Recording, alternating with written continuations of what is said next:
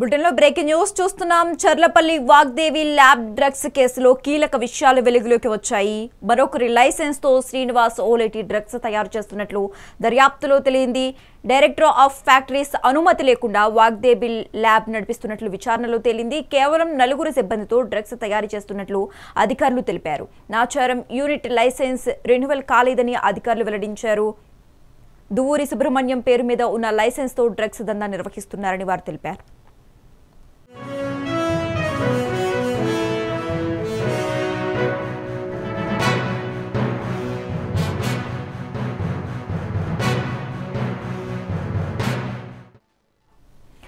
Cherlapalli Vagdevi lab drugs కేసులో కీలక విషయాలు వెలుగులోకి వచ్చాయి. మరొకరి లైసెన్స్ తో శ్రీనివాస్ ఓలేటి డ్రగ్స్ తయారు చేస్తున్నట్లు దర్యాప్తులో తేలింది. ఇక ఇదే అంశానికి సంబంధించి మోర్ అప్డేట్స్ మా ప్రతినిధి శ్రీనివాస్ ఫోన్ ద్వారా అందిస్తారు. శ్రీనివాస్, చర్లపల్లి వాగ్దేవి ల్యాబ్ డ్రగ్స్ కేసులో కొత్త విషయాలు వెలుగులోకి వస్తున్నాయి.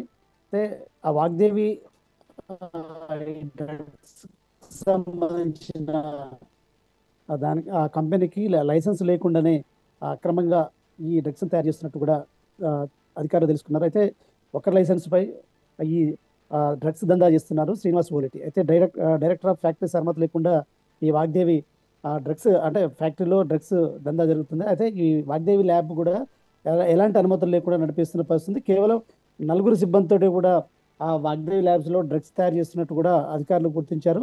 అయితే నాచారం యూనిట్ సంబంధించి ఏదైతే వాగ్దేవి ల్యాబ్కి సంబంధించి రెన్యువల్ కూడా చేయలేదంటూ కూడా అధికారులు చెప్తున్న పరిస్థితి. అయితే ప్రస్తుతం ఇప్పుడు దువ్వూరి సుబ్రహ్మణ్యం పేరు మీద ఉన్న ఈ అంటే లైసెన్స్తో కూడా ఈ వాగ్దేవి ఈ ల్యాబ్స్ దందా చేస్తుంది. అయితే ఇప్పటికీ కూడా ఈ లైసెన్స్ విషయంలో కూడా కేసు కోర్టులో నడుస్తుందని కూడా అధికారులు చెప్తున్నారు. అయితే 2022లో లైసెన్స్ రెన్యువల్ కోసం ప్రయత్నించినప్పటికీ కూడా పొల్యూషన్ కంట్రోల్ బోర్డు లైసెన్స్ అనుమతి ఇవ్వలేనట్టు కూడా విషయం వెలుగులోకి వచ్చింది. సో మొత్తంగా ఉద్దేశం అంటే ఇక్కడ డ్రగ్స్ దందా చేయడం కోసమే కూడా వాగ్దేవి ల్యాబ్స్ని అడ్డగా ఎంచుకున్నారంటూ కూడా ఇప్పటికీ అధికారులు అంటే ప్రాథమికంగా నిర్ధారణకు వచ్చిన పరిస్థితి.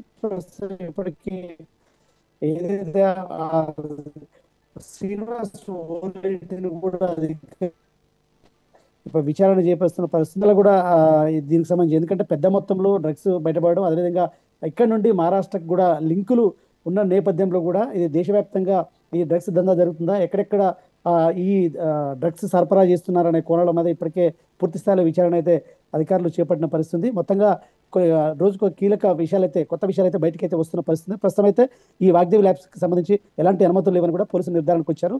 మరొక వైపు ఇంకా ఈ డ్రగ్స్కు మూలాలు ఎక్కడెక్కడ ఉన్నాయన్న కోణంలో మాత్రం పూర్తి స్థాయిలో విచారణ అయితే చేపడుతున్నారు. Okay right, thanks for the updates Srinivas.